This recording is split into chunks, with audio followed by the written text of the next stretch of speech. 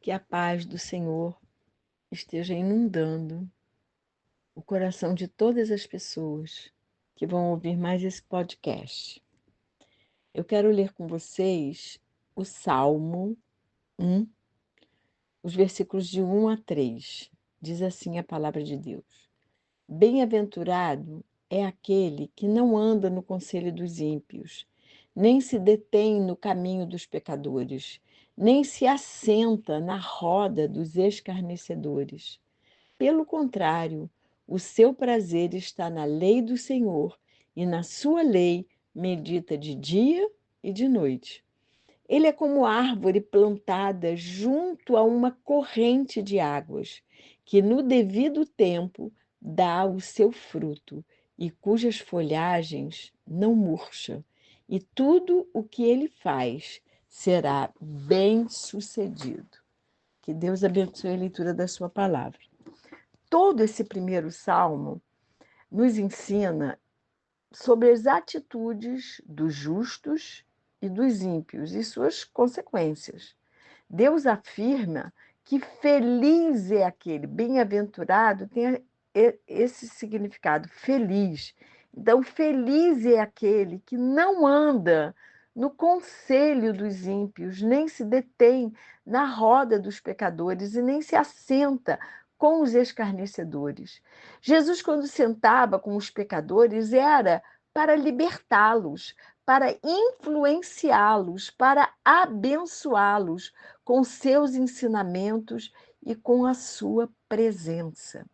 O primeiro salmo nos exorta a termos prazer com as leis do Senhor, com os valores do reino e não com os valores do mundo. Muitas vezes, quando andamos, nos detemos e nos assentamos com aqueles que não têm parte com Deus, somos influenciados por seus padrões mundanos e nossas mentes vão ficando cauterizadas, passando a achar tudo normal. Quando percebemos, já estamos pensando igual a eles, falando como eles, agindo como eles, com o coração longe de Deus e de seus padrões, que sempre são altos. Eu posso parafrasear os primeiros versos desse salmo dizendo que infeliz é o homem que anda no conselho dos ímpios, que se detém na roda dos pecadores e que se assenta com os escarnecedores. Por que infeliz? Porque ter a mente com os valores do mundo, se afastando dos valores do reino de Deus, só traz infelicidade, só traz derrota. Ainda que tenha aparência de sucesso, é caminho de morte. Agora me fez lembrar o jovem rico. Deus pediu uma coisa para ele, ele não quis dar. E quando ele saiu da presença de Deus, a Bíblia fala que ele saiu triste. Todos os que se afastam do caminho de Deus saem tristes. Pedro demonstrava ser o discípulo que mais amava Jesus. Ele era o que mais andava ao lado do Mestre. Foi o único que andou sobre as águas. Afundou, verdade, porque olhou para as circunstâncias, mas teve fé o suficiente para andar de maneira sobrenatural sobre as águas. E por que ele caiu em pecado negando o Senhor? Porque estava seguindo Jesus de longe. Lá em Lucas 22:54, a Bíblia diz que Pedro seguia Jesus de longe e se sentou com os ímpios, com os escarnecedores. E aí o medo tomou conta da sua mente. E a queda foi imediata, foi inevitável. Não podemos seguir Jesus de longe. Temos que estar em todo o tempo conectados com Deus. E em todos os momentos da nossa vida, Jesus tem que ser o centro. O Espírito Santo tem que nos dirigir em todas as coisas.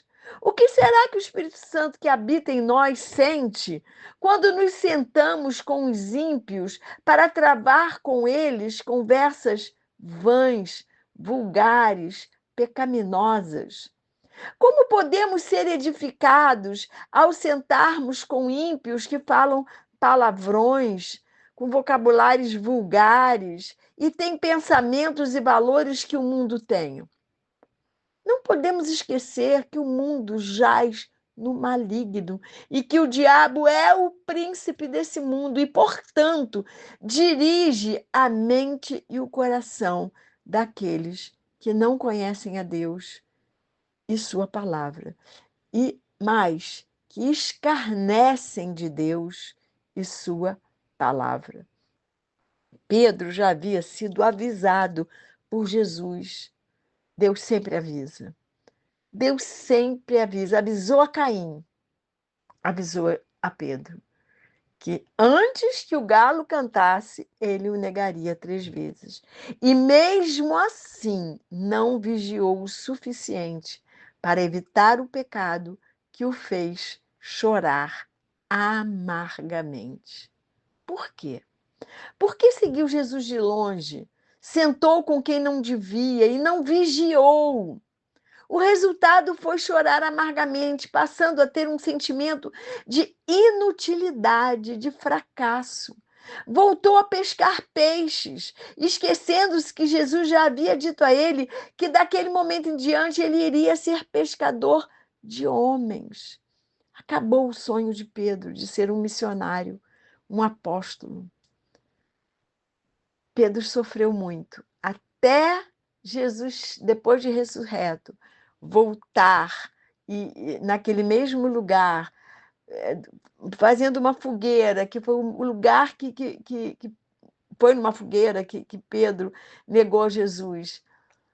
E Jesus, pela sua misericórdia e pelo seu grande amor, fez o ajuste de contas com Pedro, fazendo ele falar para Jesus que por 3 vezes ele tinha que falar: eu amo o Senhor, do mesmo jeito que ele tinha negado 3 vezes. Até aquele ajuste de contas, Pedro foi um homem infeliz. Porque infeliz é o homem que se senta com pecadores. O resultado sempre é ruim. Em Tiago 4,4, a Bíblia diz o seguinte: infiéis, não compreendeis que a amizade do mundo é inimiga de Deus? Aquele, pois, que quiser ser amigo do mundo, constitui-se inimigo de Deus. Quem quer ser inimigo de Deus?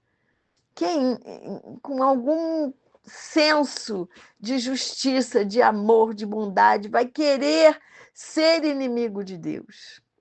Mas esse é o resultado de quem quer ser amigo do mundo.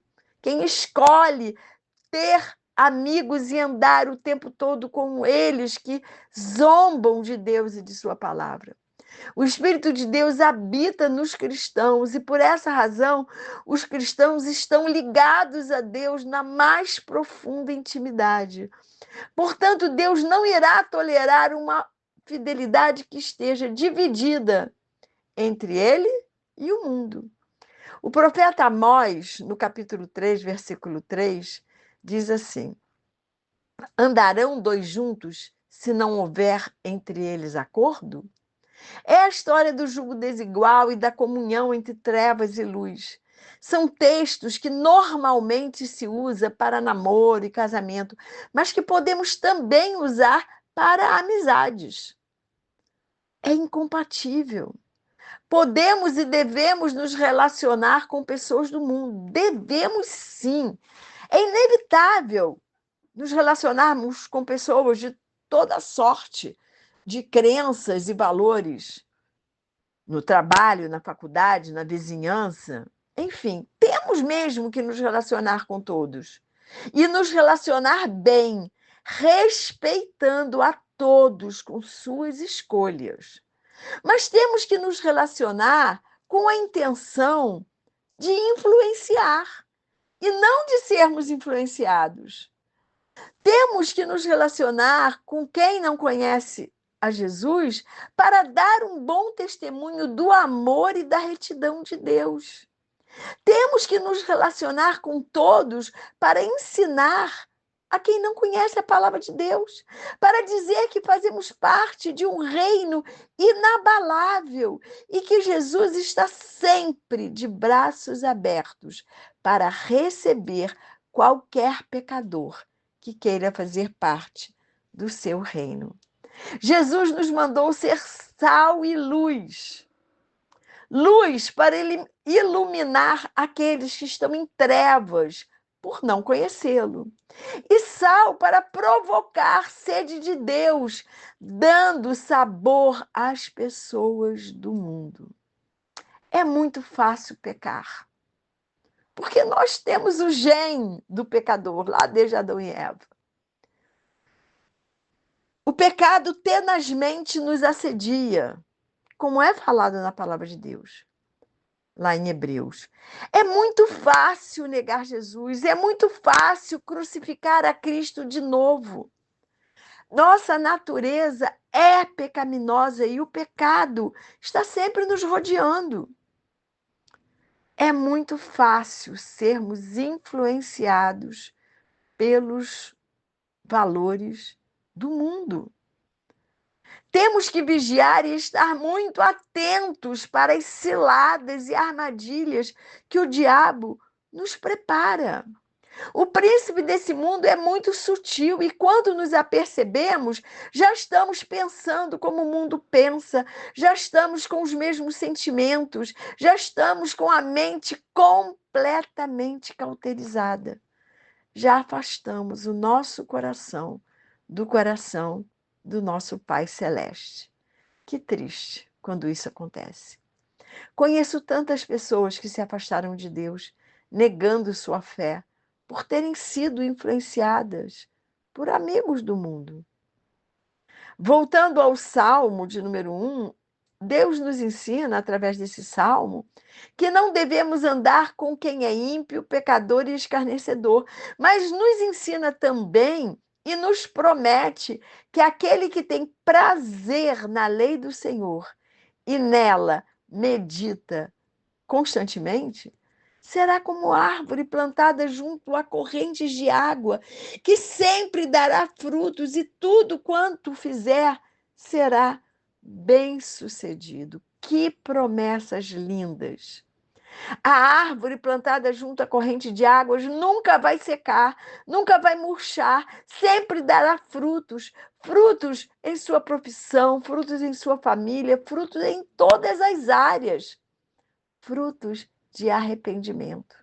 Todas as vezes que a gente peca, porque somos humanos e pecamos. Mas aí o Espírito Santo nos fala, e aí gerando fruto de arrependimento em nosso coração. Se seguirmos Jesus obedecendo a Ele por amor, porque tudo tem que passar pelo amor, sempre seremos bem-sucedidos, porque é Deus quem promete. Ainda que tenhamos lutas, e teremos sempre muitas lutas, mas ainda assim seremos bem-sucedidos, teremos vitória. Como estamos seguindo a Jesus? De longe ou de perto? Quem está influenciando quem? Estamos influenciando as pessoas com quem temos que lidar diariamente, às vezes, ou estamos sendo influenciados por elas, que não têm os mesmos valores de Deus? Estamos provocando sede de Deus? Estamos sendo admirados por termos os valores de Jesus? Estamos iluminando aqueles que estão em trevas? Estamos nos tornando pessoas melhores, nos aproximando mais e mais da imagem e semelhança de Deus, da qual nós fomos criados? Ou estamos nos tornando pessoas piores, moldadas pelos padrões mundanos? Os padrões de Deus são os mais altos. E os nossos? A quem estamos seguindo? A Jesus ou aqueles que são inimigos de Deus? Em Lucas 11, 23, a palavra do Senhor diz: aquele que não está comigo é contra mim, e aquele que comigo não ajunta, espalha. Então, a minha oração por mim e por você é que sempre sigamos Jesus de perto, para podermos influenciar as pessoas com os valores de Deus, sendo luz e sal. Minha oração por mim e por você é que possamos, todos os dias, nos tornarmos pessoas melhores por, por andarmos em todo o tempo com o nosso Mestre. E que o Senhor nos abençoe e nos guarde, que o Senhor faça resplandecer o seu rosto sobre nós e que o Senhor tenha misericórdia de nós. Que sobre nós o Senhor levante o seu rosto e nos dê a paz.